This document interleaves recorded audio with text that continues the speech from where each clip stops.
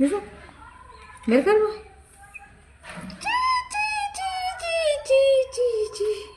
কি পাকেছ, কি পাকেছ।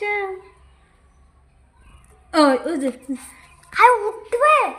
হ্যাঁ